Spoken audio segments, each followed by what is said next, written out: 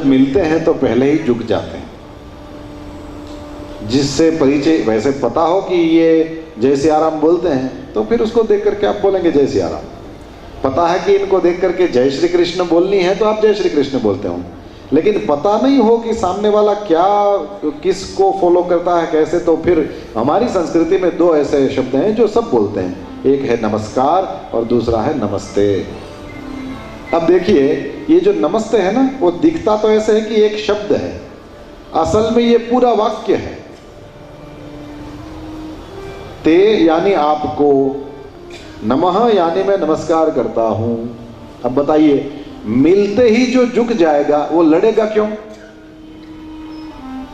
पहले ही उसने कह दिया ना मैं आपको नमस्कार करता हूं, वो सामने वाला भी यही कहता है नमस्ते। तुमने कहा ते यानी तुमको, नमः मैं तुमको नमस्कार करता हूं, वही कहेगा मैं भी नमस्ते, मैं भी झुक रहा हूं। अब देखिए यह भारतीय संस्कृति का चमत्कार है, मिलते ही झुक जाते हैं। अब जो झुक सकता है, लाओ त्जू का एक वाक्य है। लाओ त्जू कहता था कि देखिए आदमी जन्मता है ना तो फिर कोमल नम्र होता है, मरता है तो अक्कड़ होता है।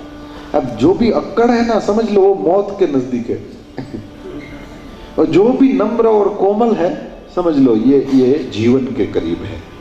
अब झुक गया, शुरुआत यहीं से हुई, आई बाउ डाउन, है ना, मैं नमस्कार करता हूं। बस उतने से ही पता चल गया इस भारतीय संस्कृति का यह चमत्कार है, पहले ही हम झुक जाते हैं। ग्रंथ का प्रारंभ ही यहीं से किया है, श्री कृष्ण को हम नमस्कार करते हैं। इसका मतलब अब राधा कृष्ण की कृपा का चमत्कार आपको आगे देखने को मिलेगा। नमस्कार किया है, यह भारतीय संस्कृति का चमत्कार है। देखिए भैया, जमाना कितना भी आगे क्यों न बढ़ जाए, हमको हमारे ऋषि मुनियों के इन विचारों के नजदीक रहना ही पड़ेगा यदि सुखी होना है। स्वाभाविक रूप से हमारे जीवन में कई मोड़ ऐसे आ जाएं कि हम ऋषियों के विचारों से दूर हो जाएं, कुछ आधुनिकता हम पर हावी हो जाए, कुछ फैशन वैशन हम पर हावी हो जाए। ठीक है, कभी कभी हम इससे दूर हो जाएं, लेकिन फिर भी हमको यदि सुखी होना है तो इन ऋषियों के विचारों के नजदीक रहना ही पड़ेगा। इससे बहुत सुख मिलेगा, इससे बहुत जीवन में शांति और संतोष का अनुभव होगा। और आखिर खोज तो यही रहे हो ना कि सुखी कैसे हो, आखिर खोज तो यही रहे हो कि जीवन में संतोष कैसे हो। आखिर हमारी खोज जो है वो तो आनंद की ही है ना। तो सुख शांति आनंद खोज रहे हो तो ये ऋषियों के विचारों के अनुसार जीवन बनाओ। और यदि इस तरह से जीवन बनाओगे तो फिर सुख शांति आनंद कहीं नहीं गए, ये तुम्हारी जेब में आ जाएंगे, जब चाहो इसका भोग लगा लो। ऋषियों ने हमको सिखा के रखा है, किसी को भी मिलो तो सबसे पहले कहो नमस्ते। अब पहले ही झुक गए, फिर कहां आग्रह रहे, कहां दुराग्रह रहे। अपने आप ब्रॉड माइंड हो जाओ, जितना हो सके अपना दिमाग इतने अपने विचार फैला दो कि उसमें सबका स्वीकार कर लो। जितने झुक जाओगे, जितने नम्र और कोमल बन जाओगे, लाओ त्जू कहता है तुम जीवन के नजदीक हो, तुम में जीवन की संभावनाएं ज्यादा हैं। और ये बहुत ये काम की बात है। हम लोग नमः से ही शुरू करते हैं। लाओ त्जू तो अभी पैदा हुआ, अपने विचार तो सालों से, हजारों सालों से नमः से ही शुरू होता है। हम नमस्कार करते हैं। वागर्था विव संपृक्तौ वागर्थ प्रतिपत्तये जगतः पितरौ वंदे पार्वती परमेश्वरौ। कालिदास जैसा महान कवि भी जब अपनी लेखनी उठाता है और लिखता है तो शुरुआत में पहले झुक जाता है। ऐसा नहीं कि मैं कवि कुल गुरु हूं और उसके बाद लिख रहा हूं ना, उसको तो हमने बनाया, वे तो प्रणाम करके झुके हुए ही थे। और वही तो बात है, नदी के पास जाकर घड़ा यदि झुकता है तो भरता है ना। घड़ा यदि झुके ना, भरेगा नहीं कभी भी। यही भारतीय संस्कृति है, यही भारतीय संस्कृति है।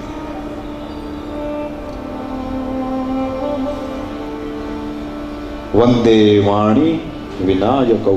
रामचरितमानस का प्रारंभ होता है तो सबसे पहले वंदे, मैं भी झुक रहा हूं। गोस्वामी तुलसीदास जी भी झुके, यहाँ भगवान वेदव्यास भी झुक रहे हैं। श्री कृष्णाय वयम नुमः, हम सब मिलकर के उन श्री और कृष्ण दोनों को नमस्कार करते हैं। आपके सामने तो श्री और कृष्ण दोनों हैं, आप उनका आंखों से दर्शन करें और कान से उनके बारे में सुने।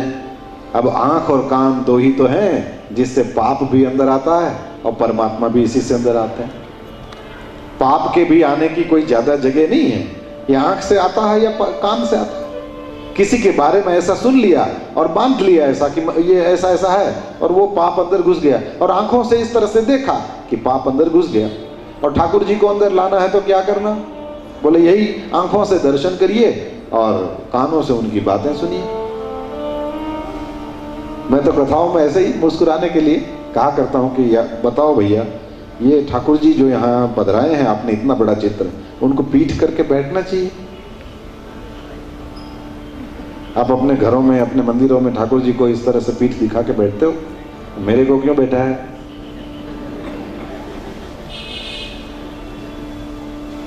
बस और कोई कारण नहीं है, यही है कि एक मेरे लिए, मेरे सामने मेरे अपने ठाकुर जी हैं, मैं इनका दर्शन करते हुए कथा सुना रहा हूँ, और आपके सामने अपने ठाकुर जी हैं, आप उनका दर्शन करते हुए।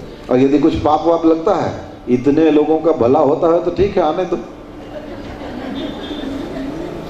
इतने लोग यदि ठाकुर जी का दर्शन कर पा रहे हैं, बस यही है, परंपरा है, नियम है। लेकिन इससे यदि किसी का भला होता है तो कुछ परंपराओं में कुछ बदलाव किया भी जा सकता है। और ये श्याम भाई नहीं बैठा है, बड़े बड़े बैठते हैं इस तरह से, मैं तो कुछ नहीं हूं, देखा है ना टीवी में, बड़े बड़े बैठते हैं। फिर अब वो लोग क्यों बैठते हैं, कुछ तो सोचा होगा ना, बस यही सोचा होगा कि इतने लोगों का, अब अपने यहाँ तो कुछ 100 की संख्या में बैठे हैं, कहीं तो कुछ हजार होते हैं, और सब भगवान का दर्शन करते हुए भगवान के चरित्र को सुनते हैं। तो वही आंख और कान दोनों को संभाल लिया। आंख से भगवान का दर्शन हुआ और कान से भगवान की कथा सुनी, हो गया। तो झुकते हुए आंख और कान से परमात्मा को हम अंदर उतारें। एक श्लोक में श्री कृष्ण को प्रणाम किया, फिर दूसरे श्लोक में यम प्रव्रजन्तमनुपेतमपेत कृत्यम द्वैपायनो विरह कातर आजुहाव पुत्रेति तन्मयतया तरवोभिनेदु स्तम सर्वभूत हृदयं मुनिमानतोस्मि। सुखदेव जी महाराज को प्रणाम किया। जन्मते ही अपने पिता के घर का त्याग करके श्री सुखदेव जी महाराज तो चले गए। पीछे भगवान वेदव्यास दौड़े हुए जा रहे हैं, बेटा मत जाओ मत जाओ मत जाओ, लेकिन सुखदेव जी रुके नहीं। सुखदेव जी महाराज रुके नहीं तो फिर व्यास जी पीछे जा रहे थे, ऐसे ही कुछ देखा, फिर कुछ सोचा और वापस चले। क्या देखा? बोले वो सुखदेव जी महाराज जा रहे थे तो उसके उस रास्ते के दोनों ओर पेड़ों की पंक्तियां, वृक्ष देखे। जैसे अपने ये तो ठीक है, पंडाल वंडाल सब सजाया हुआ इसलिए दिखता नहीं तो यहाँ चारों ओर सुंदर सुंदर पेड़ लगे हैं ना, ये पूरा हरा भरा है। आपका ये जो एरिया है एकदम हरा भरा, कई पेड़ लगे हैं। तो उस तरह से पेड़ लगे हुए थे। व्यास जी ने पेड़ों की ओर देखा, कुछ सोचा। अब वो कुछ क्या सोचा, संतों से सुनने को मिलता है, यहां तो नहीं लिखा। बोले व्यास जी ने ये सोचा कि जैसे पेड़ व्यास जी को कह रहे हो कि हे वेद व्यास, हम लोग सर्दी गर्मी बारिश ये सब सहन करते हैं, तब जाके हम में सामान्य फल लगते हैं। उन फलों को हम नहीं खाते, वो भी हम संसार की सेवा में रख देते हैं। तो ये जो सुखदेव जी जा रहे हैं, ये तो आपकी साधना का फल है, ये विशिष्ट फल है। हम साधारण फल को भी अपने पास नहीं रखते हैं, तो ये तो आपकी साधना का फल है। इसको आप अपने घर में कैद करके मत रखिए। ये तो गंगा है, इसको बहने दें। ये गंगा बहती हुई जाएगी तो करोड़ों लोगों की प्यास को बुझाएगी, कई लोगों के संतप्त हृदयों को शीतलता पहुंचाएगी, कईयों के मैले कुचैले कपड़े साफ करके रख देगी। इस गंगा को बहने दें। भगवान महादेव ने स्वर्ग से आई हुई गंगा को अपनी जटा में रख लिया, लेकिन फिर वहीं कैद करके नहीं रखा, अपनी जटा को खोला है और हर हर हर हर करती गंगा बहने लगी। सुखदेव जी महाराज वैसे ही थे। ऐसे सर्वभूत हृदय गुरुदेव भगवान श्री सुखदेव जी को प्रणाम किया है। और फिर अपने हिंदू साहित्य में देखें, सारे पुराणों की जो कथाएं वो सब कहाँ से शुरू होती हैं? बोले नैमिषारण्य से। अपने भारतवर्ष में उत्तर प्रदेश जो है उसमें नैमिषारण्य है। सीतापुर जिला है, लखनऊ से थोड़े आगे जाएं वही सीतापुर जिला है, और उस सीतापुर जिले में आप जाएंगे तो निमसार करके स्थान मिलता है। आज निमसार कहते हैं, वही नैमिषारण्य है। वायु पुराण में ऐसी कथा है, सारे ऋषि मुनि, ये सब 88,000 थे ना, 88,000 ऋषि मुनि ये सब गए ब्रह्मा जी के पास। ब्रह्मा जी से कहा महाराज हमको कथा सुनना है, यज्ञ करना है, आप अच्छा सा स्थान दिखाएं जहां हम किसी को परेशानी का कारण न बने और कोई हमारी परेशानी का कारण न बने। ब्रह्मा जी ने उनको कहा कि ये चक्र प्रकट करके दिया है, अब ये चक्र के आरे जहां भी टूट जाएं वहां बैठ के कथा करना। आंख बंद करके खोलें, उतनी देर में कितना टाइम लगता है? 1 सेकंड भी नहीं। इसको हमारे यहाँ निमिष कहते हैं। निमिष, आंख बंद करके, एक बार आंख बंद करके खोलें, ये आंख बंद होती रहती है ना, ये एक निमेष है। इतनी देर में ब्रह्मा जी से चला हुआ वह चक्र इस नैमिषारण्य में आया और उसके आरे जो है वो टूट गए। वहां बैठ के कथा की। तो ये ईश्वर भाई और ये जो सुमित को कि ईश्वर को, जो भी कहो, बस अब समझ गए। हाँ, तो मैंने तो ना कोई चक्र दिया था, इन्होंने भाई श्री से प्रणाम करके और उनका आशीर्वाद लेकर के फिर ये कथा के लिए हम सब प्रस्थान किए हैं। तो कहीं भी कोई चक्र वक्र दिया था? कुछ नहीं दिया था। और इधर आके कुछ गिरा था? नहीं गिरा था। तो फिर ये कथा हम लोग यहाँ क्यों कर रहे हैं? तो ऐसा कुछ चक्र वक्र करना चाहिए ना, मेरे को भी मेरे घर में कुछ स्टॉक रखना चाहिए ना, जो भी आए उसको मैं दे दूं हाथ में, सबको विष्णु भगवान बना दूं। ये क्या है? बस यही बात है। पुस्तकों को देखने से यदि हमारे शास्त्र समझ में आ जाते तो गली गली विद्वान मिलते। गुरुओं की कोई जरूरत नहीं रहती, यदि पोथी भर पढ़ लेने से विद्वान हो जाते। हमारे धर्म को समझना है तो हमको किसी गुरु के शरण में बैठना पड़ेगा। अक्षर तो पढ़ लोगे, लेकिन ये अक्षर कहना क्या चाहते हैं ये तभी समझ में आएगा जब किसी समर्थ गुरु के चरण में बैठो। आशा ये रखो कि परमात्मा कृपा करे कि किसी समर्थ गुरु की शरण मिले, जिसको तुम्हारे आध्यात्मिक विकास में इंटरेस्ट है वही गुरु है। रिपीट, जिसको तुम्हारे आध्यात्मिक विकास में इंटरेस्ट है वही तुम्हारे गुरु है।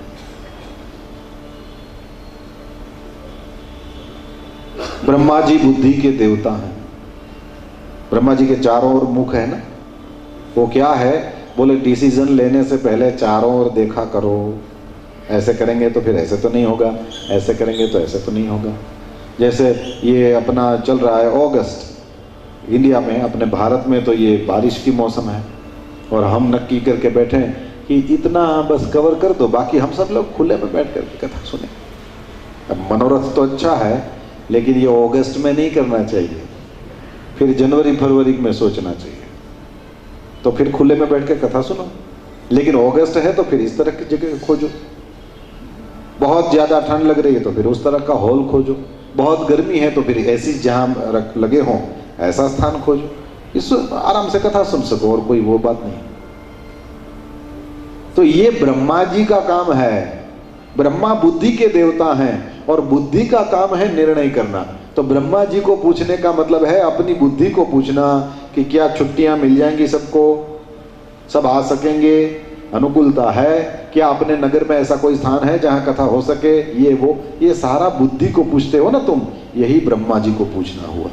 ब्रह्मा जी चारों ओर उनके चेहरा है, चारों ओर मुख है, तो चारों ओर आंखें हैं, तो चारों ओर देख करके, मतलब सब कुछ, पूरा सब हिसाब घटा बढ़ा के सब कुछ देख करके फिर नक्की करते हैं कि अच्छा चलो इस जगह पर बैठकर कथा हो, इन दिनों में कथा हो, इसके पास सुना जाए। ये सब बुद्धि का काम है। अब वो चक्र क्या था? बोले वो मन है। चक्र जो है वो मन है। चक्र में जैसे चारों ओर आरे होते हैं, अपने मन में चारों ओर के विचार होते हैं। बैठे तो हैं कथा में, और थोड़ी देर के बाद यदि ट्यूनिंग नहीं है या फिर बैठे बैठे थके तो धीरे से देखते हैं 6 बजा है, अभी 1 घंटा और चलेगा। ये आरे हैं, ये क्या सोचते हैं? बोले कोई इधर की सोचते हैं, कोई इधर की सोचते हैं। सुगंध आवती नहीं, आज जमवानुं हशे के केम? ये एक और का हुआ। कुछ लोगों को यहां से फिर कथा सुन के और आगे जाना है, तो फिर सोचते हैं सब्जी लेते हुए जाना है, ये एक और हो गया। ये जो देख रहे हैं ना, ये मन में सब जगह के विचार आते रहते हैं। अब देखिए ब्रह्मा जी कितने स्मार्ट। ब्रह्मा जी ने क्या कहा? जहां ये आरे टूट जाए वहां कथा करना। अब समझिए इसको कि मन के विचार शांत हो जाएं, फिर तुम ये अपने बेलगाम में बैठे हो कि बेल्जियम में बैठे हो, कोई फर्क नहीं पड़ता। तुम्हारा मन जहां शांत हो जाए, कथा के लिए वह योग्य स्थान है। फिर तुम अपने घर में भी बैठे हो सकते हो, यहां भी बैठे हो सकते हो। अब आप समझ गए होंगे कि कथा सुनाने से पहले वक्ता थोड़ी देर आंखें बंद करके अपने गुरुदेव भगवान को, अपने गणेश जी महाराज को, अपनी सरस्वती माता को, अपने व्यास जी को, अपने गुरुदेव को क्यों याद करते हैं? जितना आंखें बंद करके भगवान का नाम लिया जाता है, धीरे धीरे मन शांत होता है, मन कथा में स्थिर होता है। अब यदि ये चीज आपको भी करनी है तो ये श्लोक जो मैं बोला वो यदि आपको आते हो तो आप मेरे साथ प्रेम से गुनगुनाएं। यदि नहीं आते हैं तो क्या करना? कुछ लोगों को मैं देख रहा हूँ कथा में बैठे हैं, अपने हाथ में अपनी माला है, ओम नमो भगवते वासुदेवाय, ओम नमो भगवते वासुदेव। अब बताओ 3 घंटा कथा चलेगी, है ना? अब कितने दिनों तक चलेगी? बोले 7 दिन तक। तो कितने घंटे हो गए भैया? कितना? 21 घंटा। सच बताओ 21 घंटा माला लेके कभी बैठे हो? और ये अवसर है क्योंकि इसमें जीभ को तो कोई काम नहीं, केवल कान को काम पे लगाना है, और वो तो वैसे ही सुनते रहते हैं ना। तो जैसे ही यदि तुमने हाथ में माला लिया और माला लेकर के ही जप करना, ऐसा भी जरूरी नहीं। माला क्यों रखते हैं? बोले वो उस वजह से तुम्हारे मुंह से एक एक वो मन का घुमाते चलोगे और तुम्हारे मुंह से वैसे ही नाम निकलता चला जाएगा। और याद रखना, तुमने यदि पेड़ा, कोई मिठाई ये अंधेरे में खा लिया तो मीठा नहीं लगता, और उजाले में खाओ तभी मीठा लगेगा, ऐसा कुछ नहीं होता है। अंधेरे में भी खा लेते हैं तो मीठा ही लगता है भैया। वैसे भगवान का नाम है, वो अपना काम करता ही है, तुमने चाहे जानने में लिया या अनजाने में लिया। कोई भाव से लेता है, कोई भाव से नहीं लेता, कोई क्रोध में आकर के लेता है, कोई आलस करके भी लेता है। लेकिन फिर भी गोस्वामी तुलसीदास जी ने रामचरितमानस में लिखा है, एक बार भी किसी ने नाम जप लिया तो 10 दिशाओं में मंगल फैल जाता है। मैं आपको चौपाई सुनाऊं। भाय कुभाय अनख आलस हो, भाय कुभाय अनख आलस हो, भाय कुभाय अनख आलस हो, भाय कुभाय अनख आलस हो, नाम जपत मंगल दिसि दस हो, नाम जपत मंगल दिसि दस हो, हे नाम जपत मंगल दिसि दस हो, नाम जपत मंगल दिसि दस हो। भाय यानी भाव से, कुभाय यानी खराब भाव से, अनख माने क्रोध से, और आलस हूं, चाहे ऐसे ही वो नहीं जम्बाई लेते हैं, ऐसे ही आलस्य ये जो करते हैं हम लोग, उसमें भी यदि भगवान का नाम ले लिया। गोस्वामी तुलसीदास जी ने लिखा है, श्याम भाई अपने जेब से नहीं कह रहा है, नाम जपत मंगल दिसि दस हो। कलयुग में भगवान के नाम के अलावा कोई उपाय नहीं है। इससे तुम भोग चाहोगे भोग मिलेगा, मोक्ष चाहोगे मोक्ष भी मिलेगा। तुम्हारे हाथ को कोई काम नहीं है, तुम्हारी जिह्वा को कोई काम नहीं है। जितनी देर यहां बैठो उतनी देर घर में बैठ करके जप नहीं कर पाओगे। यदि तुम्हारे स्वभाव में है, यदि तुम्हें अच्छा लगे तो प्रेम से बैठ करके जप करना चाहिए। फिर क्या करना चाहिए? इसका फल मिलेगा। बोले वो जिस पवित्र आत्मा के नाम पर हम सब यहाँ मिले हैं, और आनंद करने वाले हैं, उन्हीं आत्मा के कल्याण के लिए वो सारे, जब जब 7वां दिन पूरा हो, मैं यहाँ से पोथी को ये अपना मैं पूरा करूं और यहाँ से मैं ले जाऊं, उससे पहले भगवान को कहना, प्रभु जितने भी जप हो सके हैं मैं सब उस पवित्र आत्मा के लिए समर्पण करता हूँ या करती हूँ। और फिर आपको भी संतोष होगा कि चलो यहाँ कुछ पैसा वैसा तो नहीं देना है, ये कोई टिकट वाला शो तो है नहीं, लेकिन कुछ आत्मा का कल्याण हो इसके लिए हमने जो सुना वो तो हमारे पास रह गया, लेकिन जो हमने भगवान का नाम लिया वो तो हम दे सकते हैं। फिर स्थान पवित्र होगा और फिर मन पवित्र होगा और फिर ये वातावरण पवित्र होगा और फिर इस जगह में, इस गांव में जितने रहने वाले हैं सबका कल्याण होगा। क्योंकि नाम जपत मंगल दिशि दसहु, एक बार भी कोई नाम जपता है 10 दिशाओं में मंगल हो जाता है। अब ये भी समझ लो मंगल माने क्या, मम कहते हैं पाप को और गल माने जिससे गल जाते हैं, जिसको भी करने से पाप गल जाते हैं, मंगल। भगवान का नाम लेने से पाप गल जाते हैं, खत्म हो जाते हैं, तो मंगल है भगवान का नाम। वही बात, यदि वो जो शांति है, वो जो चक्र है, उसके आरे यदि तोड़ देने हैं, यदि मन को यहाँ कथा में यानी कि भगवान के चरणों में लगाना है, तो यही मार्ग है। और ऐसा संकल्प करके जब जप करते हैं कि प्रभु मेरे मन को शांत कर दो, मेरे मन को आप अपने चरणों में लगा दो, तो 5 बार नाम बोल के देखना, तुम भगवान के चरणों में तुम्हारा मन लग गया होगा। कुछ भी दुर्लभ नहीं है, हमको इच्छा नहीं हो रही है, ये तकलीफ है। मनुष्यत्वम मुमुक्षुत्वम महापुरुष संश्रयः, मनुष्यता मुश्किल है, मनुष्य देह तो मिल गई, मुमुक्षा दुर्लभ है, छूटने की इच्छा ही दुर्लभ है। मोक्ष कहां दुर्लभ है? महापुरुषों का मिलना दुर्लभ है, सत्संग दुर्लभ है, भगवान दुर्लभ नहीं है। संत दुर्लभ है, भगवंत दुर्लभ नहीं है। पर वो उस इच्छा का होना, और सत्संग क्या करता है, बोले जैसे हमने दिया जलाया ना, हमने दीपक प्रकट किया, उसी तरह से एक आग अंदर जल जाए कि मुझे वो सुख शांति आनंद चाहिए। बस वो आग जल गई तो समझ लो जहां भी अग्नि प्रकट होती है तो फिर वहां समाधान के आहुति देने वाला कोई ना कोई गुरु तो भगवान भेज देंगे।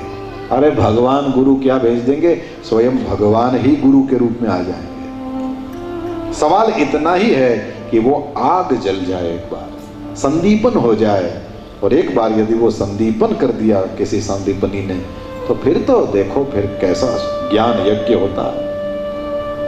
तो अपनी मुंडी को कुंडी बना दो, यज्ञ कुंडी बना दो, और इसमें जिज्ञासा की आग जलाओ, और समाधान की आहुतियां यहां से पड़ेंगी। क्योंकि यदि जिज्ञासा नहीं होगी और सुन रहे होगे तो भस्म में आहुतियां डाली हैं। अब यदि आग नहीं जल रही, उसमें आहुति कोई डालता है तो वो यज्ञ थोड़ी है। अग्नि को मुख करके फिर उसमें आहुतियां डाली जाएं तो काम बनता है। बस उसी तरह से आप अपने मन को भी इस तरह से बनाएं। तो चर्चा ये है कि उस मन के आरे जहां टूट जाएं वहां कथा होगी। उस मन के आरे को टूटने का मतलब है, मन के आरों का टूटने का मतलब है मन शांत होना। मन शांत होगा कब, जब भगवान का नाम लिया जाएगा।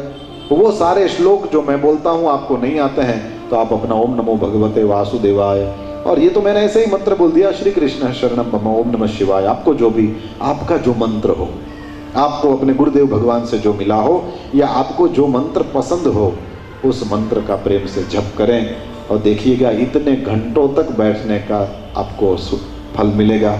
इतने मंत्र बोले जाएंगे, कितना फल मिलेगा। तो मन शांत होगा, संकल्प करोगे तो अपने आप मन शांत होगा, इसमें लगेगा। बस इतनी सी बात है। प्रेम से भगवान का नाम लेते हुए इस कथा की यात्रा को हम करें तो मन शांत हो जाए, वहां बैठ जाओ और फिर कथा सुनो। भगवान का नाम लेते चलो, कान में कथा के शब्द पड़ेंगे। उस नैमिषारण्य में जहां वो चक्र के टूटने के कारण उसके आरे टूट गए, वहां पर बैठ करके ऋषि मुनियों ने सत्संग किया। सुत जी के पास बैठे 88,000 ऋषि मुनि थे, उनके प्रतिनिधि के रूप में शौनक जी बैठे, और शौनक जी ने प्रश्न पूछे।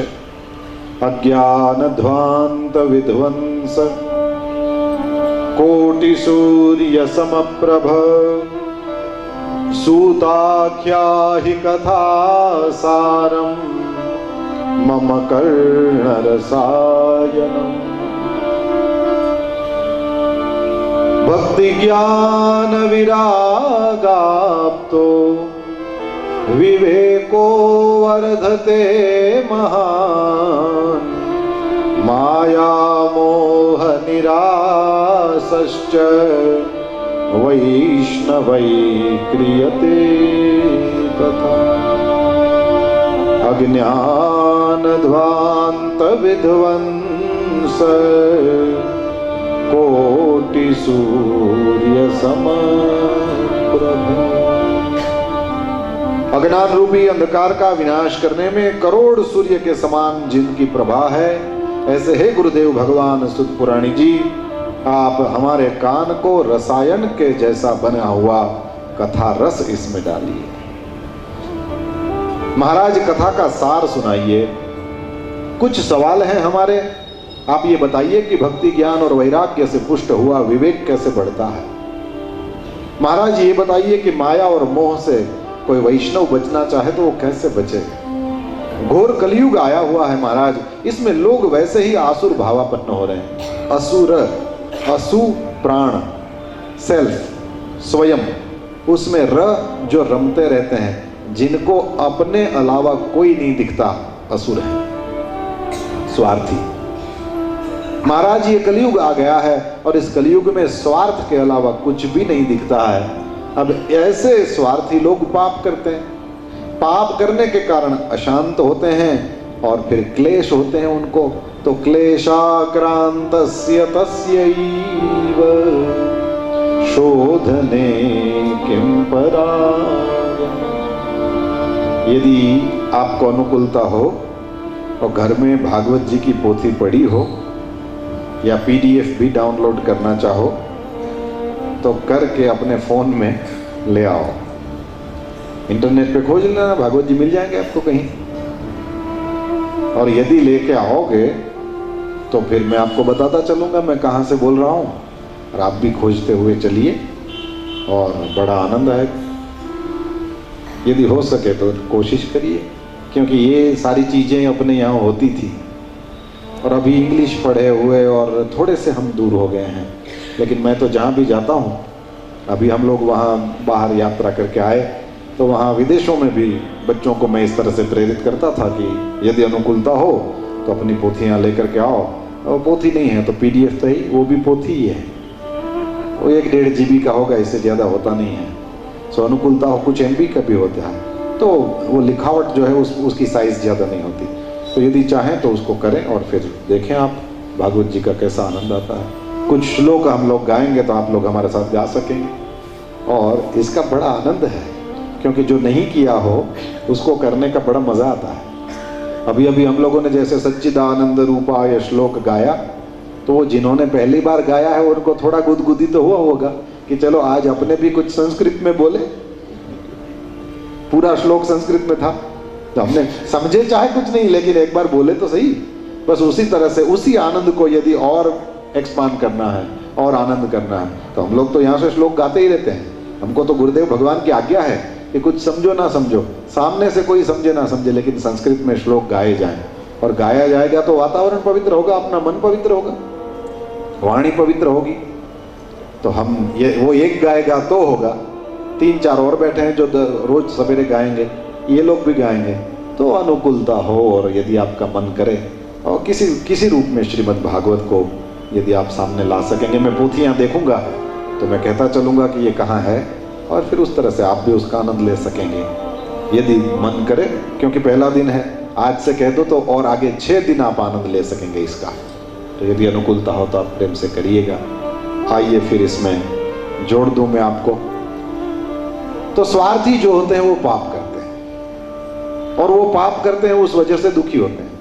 यहाँ सुत पुराणी को प्रश्न पूछा गया, महाराज ऐसे लोग जो पाप के कारण दुखी हो रहे हैं, उन आक्रांतों के शोधन का कोई साधन है क्या? उनके लिए कोई यदि आश्रय स्थान हो तो आप बताइएगा। शोधन कहते हैं शांति को। दुखी हो रहे हैं वो लोग और उनकी शांति के लिए कुछ किया जा सकता है क्या? महाराज आप तो सब जानते हैं, आप बताइएगा। महाराज ऐसा बताएं जो कल्याणकारी से कल्याणकारी हो, पवित्र से पवित्र हो और भगवान की हमेशा के लिए हमको प्राप्ति करा दे। ऐसा साधन बताइएगा। यदि किसी का घर कल्पवृक्ष के नीचे हो तो उसकी कोई इच्छा अधूरी नहीं रहती। चिंतामणि जिसके घर में हो उसकी कोई चिंता नहीं रहती। लेकिन वो दोनों मिलकर के भी गुरुदेव भगवान, जिस भगवान का दर्शन करा सकते हैं, उस वैकुंठ को ये दोनों मिलकर के कल्पवृक्ष या चिंतामणि भी नहीं दे सकते। लेकिन गुरुदेव भगवान मिल जाए तो वो भी मिल जाता है। महाराज आप हमारे प्रश्नों के उत्तर दें। यहाँ प्रसन्न हुए हैं सुत पुराणी। प्रीति शौनक चित्ते ते यतो वच्मि विचार्य च सर्व सिद्धांत निष्पन्नम संसार भयनाश। हे शौनक, तुम्हारे चित्त में बड़ा प्रेम है, इस वजह से मैं तुम्हें बता रहा हूं।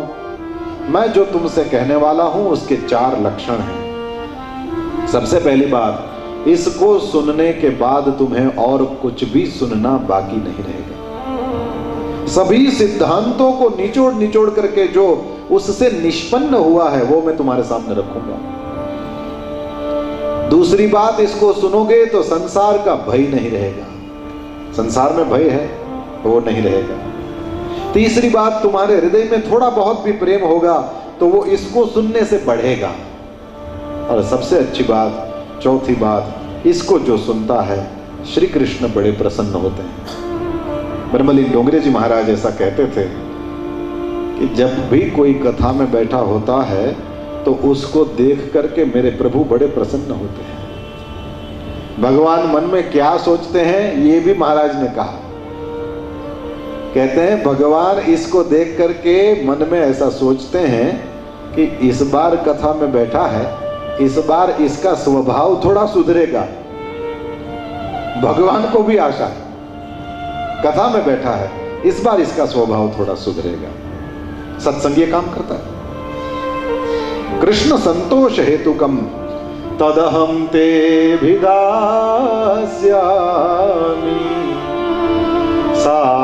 सावधानतया शृणु।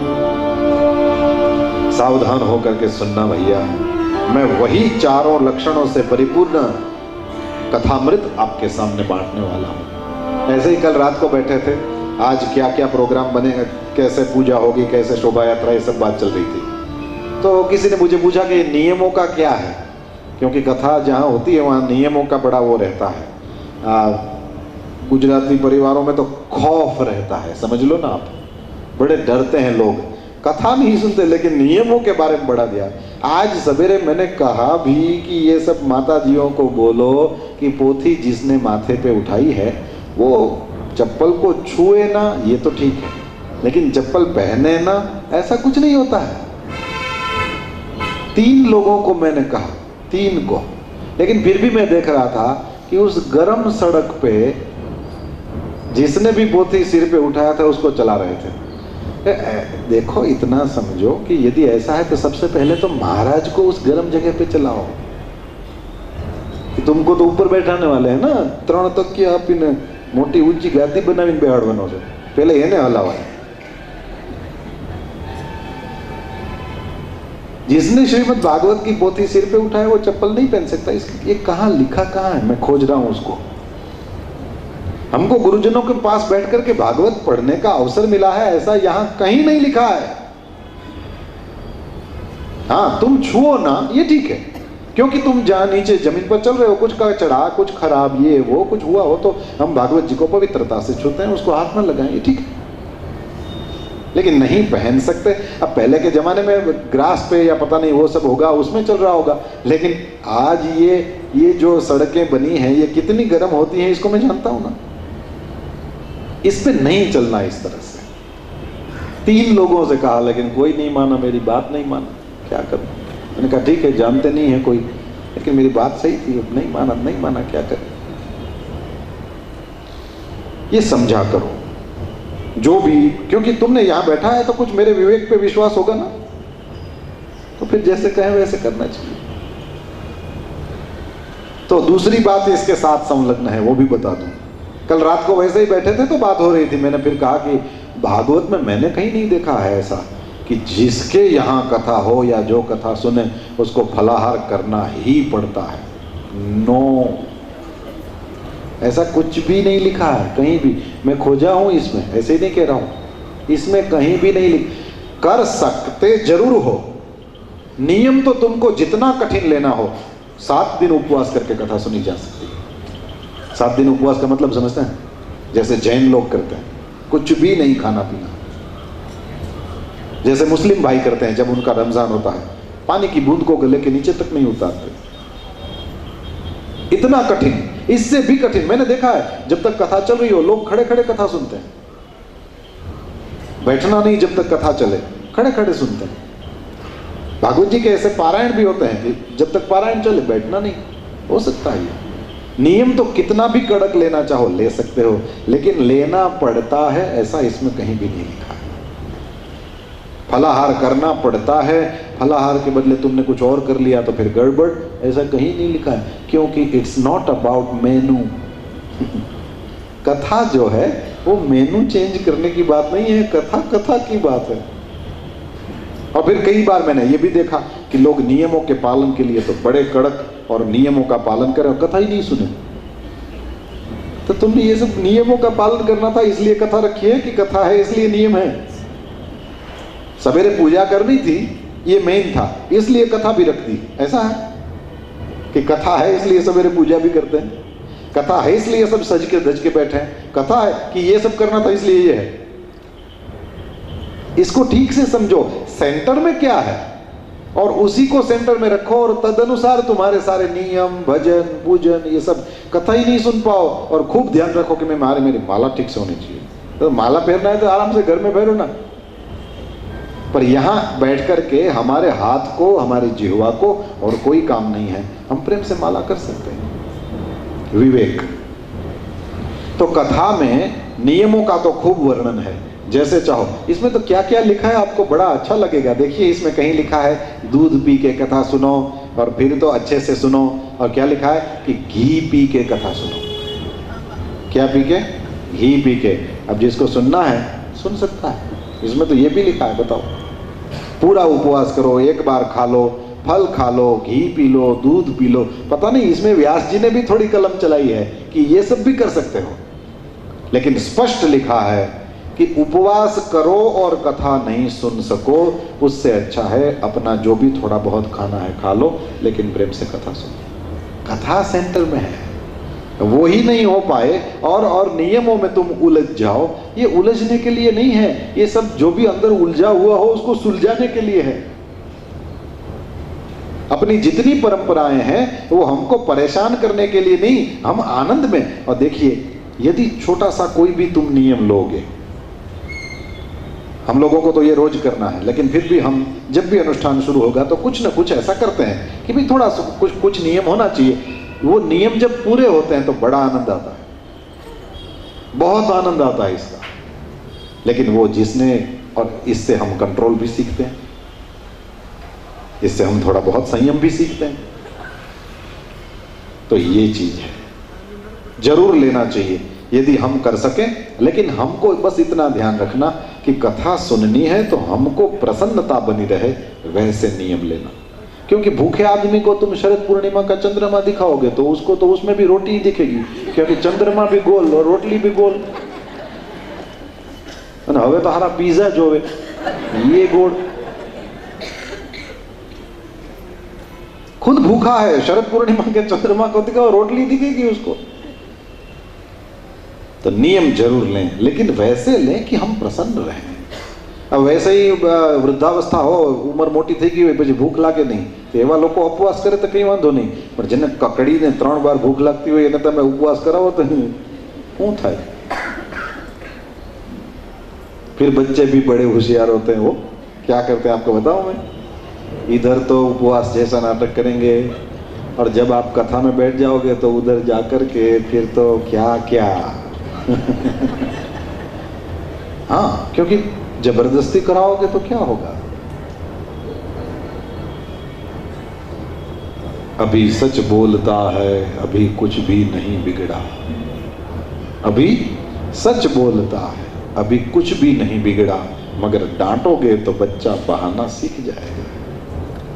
अभी सच बोलता है, कुछ भी नहीं बिगड़ा। धर्म में हमको सबको अंदर लेना, धक्का दे के निकाल नहीं देना। तन न आवड़े ताराथी न થાય, એમ જ કરશો તમે મરી જશો પછી શું થશે? અંદર લેવાના છે, એને શીખવાડવાનું છે, ડરાવીને ધમકાવીને એને આનાથી दूर નથી કરવાનું। तुम्हारे जो ठाकुर जी हैं, यदि छोटा बच्चा उसको छू देगा और तुम यदि चिल्ला शुरू कर दोगे तो तुम्हारे बाद उस ठाकुर जी को कौन संभालने वाला है? वही ना जिसको अभी डांट रहे हो। तो उसको अंदर लेना है कि बाहर निकालना है, बस सोच लो। और यदि अंदर लेना है, उसको ये सब सिखाना है, तो कभी गलती भी करेगा। तो प्रेम से उस दिन उस समय यदि तुमने समझा दिया तो काम बन गया तुम्हारा। और यदि तब डांट दिया, मगर डांटोगे तो बच्चा बहाना सीख जाएगा। अभी सच बोलता है, अभी कुछ भी नहीं बिगड़ा। तो नियमों का तो बस यही है भैया, तुम प्रेम से कथा सुन सको, ऐसे जितने नियम लेने हैं प्रेम से ले लो। लेकिन यदि कथा ही नहीं सुनने दे, मुझे कथा ही नहीं करने दे, तो ऐसे में नियम लेके क्या करूं? तो अपने प्रेम से इसका ध्यान रखें। और इसी तरह से ये कथा, कृष्ण जब प्रसन्न होते हैं, ऐसा लिखा है, तो कृष्ण कैसे प्रसन्न होते हैं? वैसे ही प्रसन्न होते हैं। आप सत्संग में बैठे हैं, कान से कथा रूपी अमृत अंदर से अंदर पी रहे हैं, और फिर जिह्वा से भगवान का नाम बोल रहे हैं, और अपने कुछ नियम पाल लिए, तो उससे भगवान प्रसन्न होते हैं। अब तो यहाँ सुत पुराणी ने समझाया है शौनकादिकों को कि काल रूपी सर्प सबको डसने वाला है, उसके मुख के ग्रास बनने के त्रास से यदि बचना है तो कलयुग में श्री शुकदेव जी महाराज के द्वारा गाया गया यह भागवत ही रास्ता है।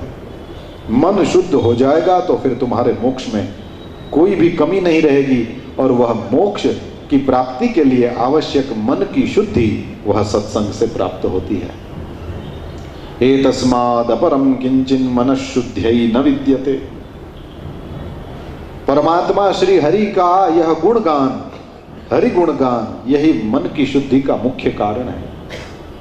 श्रीमद् भागवत की प्राप्ति बड़ी कठिनता से होती है। यहाँ लिखा है अनेक जन्मों के पुण्य इकट्ठे होते हैं तब जाके ये मिलता है। जन्मांतरे भवेत पुण्यम तदा भागवतम लभेत। मिल जाए तो हम जैसों को मिल जाए, ना मिले देवताओं को ना मिले। सुखदेव जी महाराज कथा सुना रहे थे, परीक्षित को प्रारंभ करने वाले थे, और हाथ में अमृत का कलश लेकर के देवता उतरे स्वर्ग से नीचे। इंद्र, वरुण, अग्नि, कुबेर, यम, ये सब देवता है ना, सब आए। और सुखदेव जी के सामने वो घड़ा रख दिया और बोले कि महाराज जी इसमें अमृत है, आप परीक्षित को पिला दें। अब आप जानते हैं जैसे परीक्षित को शाप हुआ था, 7वें दिन तक्षक नाग डसेगा, इसकी मौत हो जाएगी।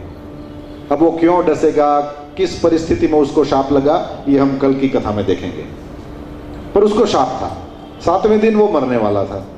अब देवता लोग आकर के बोले कि अमृत पिला दें, ये मरेगा नहीं, चाहे तक्षक डस ले, चाहे सारी सर्पों की जाति एक साथ आकर के डस ले, ये मरेगा नहीं। सुखदेव जी महाराज कुछ नहीं बोले। क्यों नहीं बोले? अमृत मेरे लिए नहीं आया है, परीक्षित के लिए आया है। तो आप कुरियर पे जिसका नाम लिखा हो वही तो वो रिसीव करेगा ना। तो देखा कि ये है परीक्षित के नाम से, तो सुखदेव जी ने परीक्षित की ओर देखा कि जो भी रिप्लाई करना है कर दो।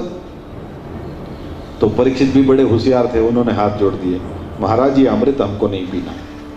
क्यों नहीं पीना है? बोले ये अमृत तो समुद्र से निकला है। कैसे निकला? बोले देवता दैत्य सबने मिलकर के समुद्र को मथा और तब जाके ये अमृत प्रकट हुआ है। लेकिन देवताओं के मन में भी कपट था कि निकलेगा तो हम ही पी लेंगे, और असुरों के मन में भी कपट था कि निकलेगा तो ताकत, शारीरिक ताकत हम में ज्यादा है, हम इन लोगों को मार मार के भगा देंगे और हम बैठ करके अमृत पिएंगे। दोनों के मन में कपट था। तो अमृत प्रकट हुआ कैसे? कपट से। फिर भगवान मोहिनी बने ना, एक पंक्ति में बैठाया सब देवताओं को, एक पंक्ति में बैठाया सब दैत्यों को और पिलाया। कैसे पिलाया? बोले वो दैत्यों को तो दारू पिलाती गई मोहिनी, और ये देवताओं को अमृत पिलाया। अभी इसमें भगवान ने भी कपट करना पड़ा। तो दोनों ओर कपट हुआ है ये अमृत का, ये उसकी हिस्ट्री है। और कथा कैसे प्रकट हुई है? कस्मै येन विभासितो यमतुलो ज्ञान प्रदीपः पुरा तद्रूपेण च नारदाय मुनये कृष्णाय तद्रूपिणा योगीन्द्राय तदात्मनाथ भगवद्राताय कारुण्यतः तच्छुद्धं विमलं विशोकम् अमृतं सत्यं परं धीमहि सत्यं परं धीमहि। श्रीमद् भागवत के विराम में श्री सुत पुराणी ने मंगलाचरण किया, उसका यह श्लोक। कस्मय्येन विभासितो यमतुलो ज्ञान प्रदीपः पुरा। भगवान ने करुणा करके श्री ब्रह्मा जी को यह भागवत दिया। देखिएगा कैसे ये भागवत उतरा है।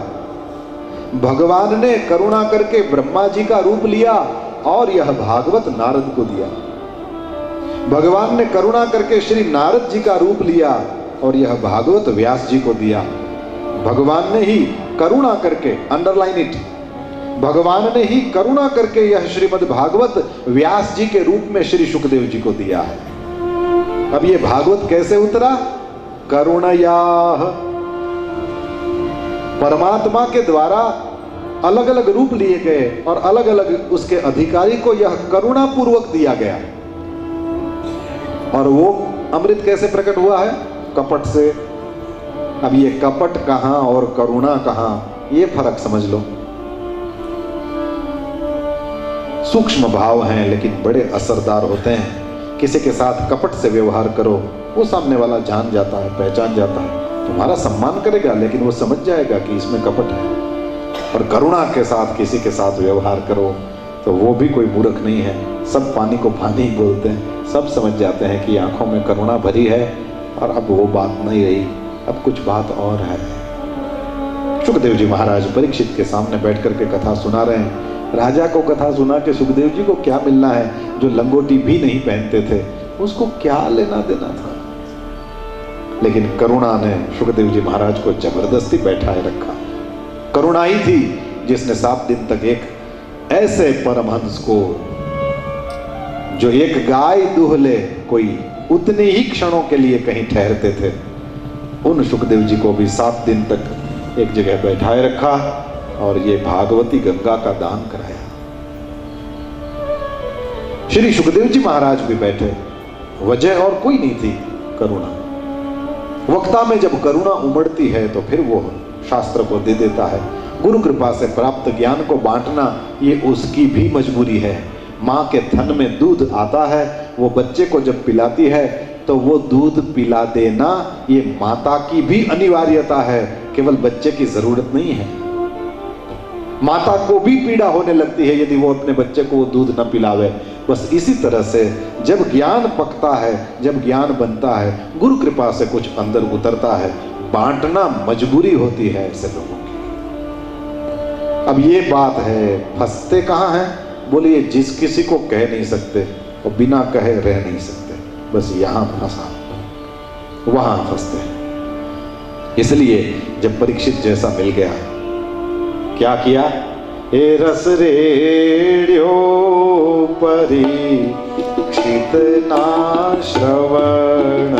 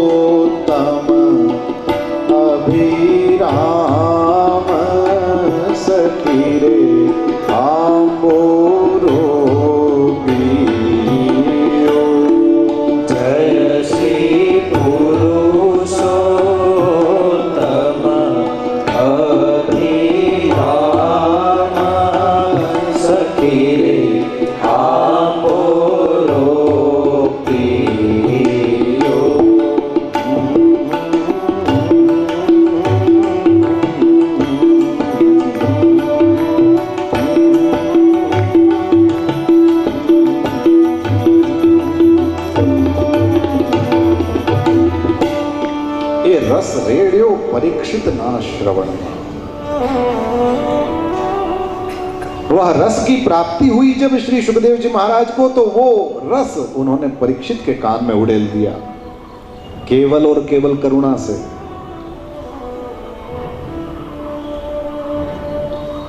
तो भागवत उतरा है करुणा से, अमृत प्रकट हुआ है, अमृत पैदा हुआ है कपट से। परीक्षित राजा बड़े होशियार थे, उन्होंने स्पष्ट कह दिया हमको अमृत नहीं पीना है महाराज। अमृत पी करके यदि अमर हो भी गया तो कोई फायदा नहीं है। क्यों फायदा नहीं है? बोले यहाँ एक तो राजा हूं, तो सामान्य गृहस्थ आदमी होता तो 5 लोगों का ध्यान रखना होता है, मेरे ऊपर तो ये सारी पृथ्वी की जिम्मेदारी। अब ये सब छोड़ छाड़ के यहाँ आया हूं। जैसे आपका मन लग गया हो कथा में और कोई धीरे से कान में आकर के कहे सब्जी नहीं आई है, जाके देखाओ क्या होगा? जिसकी जिम्मेवारी होगी उसको लगेगा तेरे को अभी चाहिए, आधे घंटे बाद नहीं बोल सकता था। थोड़ा होता है ना। अब देखिए छोटा सा काम भी यदि मन लग गया है तो, बाकी मैंने कहा पहले भी टाइप के भी लोग होते हैं कि कब 7 बजे कब छोड़े, ये भी होता है। पर यदि वो आप दूसरे वाले हैं, यदि कि आपका मन यदि लगा है तो फिर उसको बड़ी पीड़ा होती है उससे। जैसे किसी ने कुछ मतलब घाव लग गया हो, ऐसा होता है।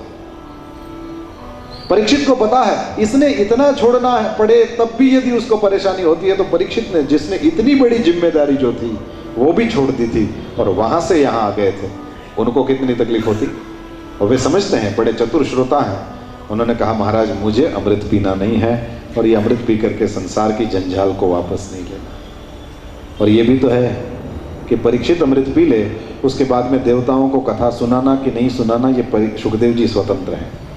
ऐसा नहीं था कि कोई सौदा हो जाए कि अमृत को पिला दे, अमृत तो पिला दे परीक्षित को और कथा सुने देवता।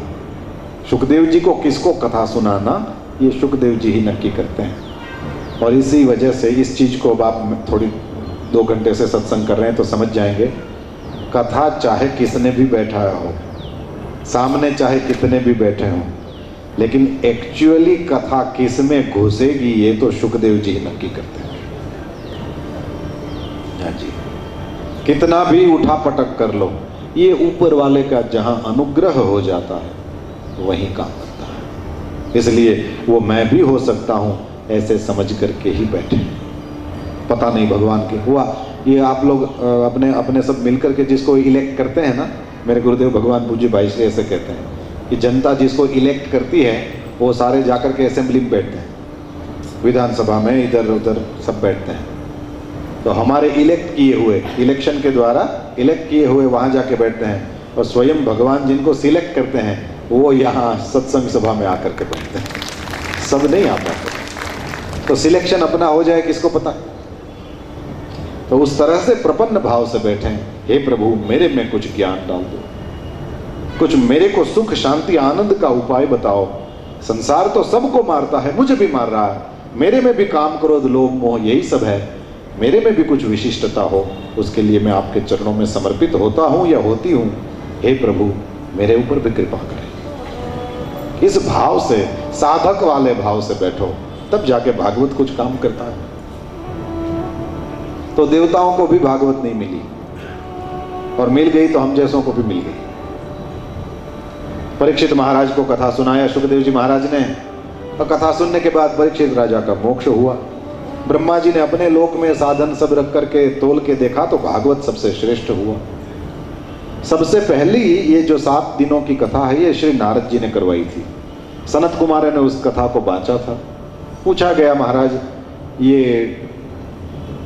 सुखदेव जी महाराज के द्वारा गाया गया है यह भागवत सबसे पहले श्री नारद जी ने सुना, सबसे पहले श्री सनत कुमारों ने कहा ये कथा कहाँ हुई थी, किस तरह से हुई थी, इसकी बात बताते हैं।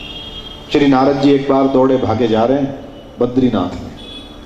श्री नारद जी को दौड़ते भागते देखा तो सनत कुमार मिल गए। सनत कुमारों ने पूछा महाराज ये सब भागा दौड़ी किस चीज की है, आपके चेहरे पर आनंद नहीं है, आपको देखें तो दूसरे आनंद में आ जाए, आप क्यों मुंह लटकाए घूम रहे। फिर नारद जी ने अपना सब कारण बताया। पृथ्वी लोक में गया था, तीर्थों में गया, लेकिन कहीं भी कुछ भी अच्छा नहीं दिखा। सब जगह देखा तो दुख का ही बोलबाला, सब जगह देखा लोग दंभ में फंसे हुए हैं, लोग अहंकार में फंसे हुए हैं और काम क्रोध लोभ मोह दुनिया को नचा रहे हैं। कहीं सत्य नहीं, कहीं तपस्या नहीं, कहीं पवित्रता नहीं, कहीं दयादान नहीं, कुछ भी नहीं। अच्छी चीज देखने कोई नहीं मिली। अब तीर्थों की ये दशा थी, बताइए अच्छा हुआ दिल्ली नहीं गए, मुंबई नहीं गए, क्या होता। फिर बोले कि मैंने सोचा कि अपने जमुना जी के किनारे पर तो स्वयं श्री कृष्ण ने लीला करी है, जमुना जी के किनारे पर जहां स्वयं श्री कृष्ण ने लीला करी है वहां जाऊं। जैसे ही वहां गए तो मैंने देखा दो वृद्ध पुरुष सोए थे, उन दोनों के बीच में एक युवा स्त्री बैठी हुई थी, रो रही थी, दोनों को जगाने की चेष्टा कर रही थी। जैसे ही मुझे देखा उसने मुझे बुलाया और कहा कि महाराज मेरे इन दोनों बेटों को आप जगाइए, आपका दर्शन जिसको हो जाए उसके दुख दूर हो जाते हैं, आप मेरा भी दुख दूर करें। श्री नारद जी ने सनत कुमारों से कहा कि महाराज मैं तो उनके पास गया, मैंने कहा तुमको हो कौन, ये दोनों तुम्हारे क्या लगते हैं, तुम इनको बेटा क्यों कह रही हो। फिर उसने अपनी बात बताई कि मेरा नाम भक्ति है, द्रविड़ देश में उत्पन्न हुई और वृद्धिम कर्नाटके गता, मैं कर्नाटक में बड़ी हुई, ऐसा पद्म पुराण में लिखा हुआ है। सो यस, प्राउड हो सकता है आपको, तो ले सकते हैं आप। दक्षिण भारत में भक्ति महारानी का पीहर है ये, यहीं जन्मी है, यहीं बड़ी हुई है। कर्नाटक की सीमाएं तब क्या होंगी आज क्या होंगी कौन जानता है, लेकिन हम जहां बैठे अपना कर्नाटक अपने बना सकते हैं। बस और कुछ नहीं, मेरे को तो अभी जो सूझ रहा है वो इतना ही है कि जो ये भाग रहे हो ना उसमें से अटक जाओ और अपने कर्ण को यहां लगा दो, कर्ण और अटक कर्नाटक।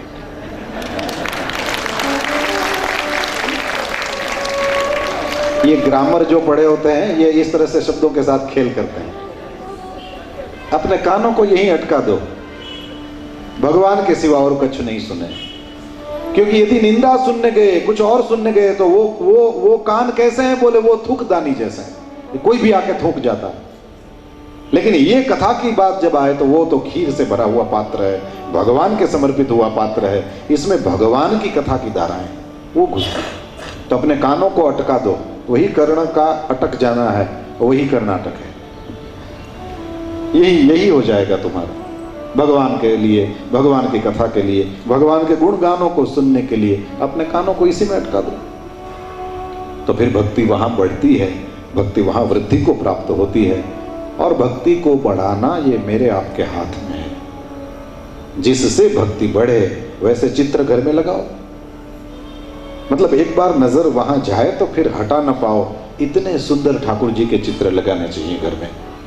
ब्रह्मलीन डोंगरे जी महाराज का एक सुंदर वाक्य है, महाराज कहते थे घर में जिसका चित्र लगाओगे वैसा तुम्हारा चरित्र होगा।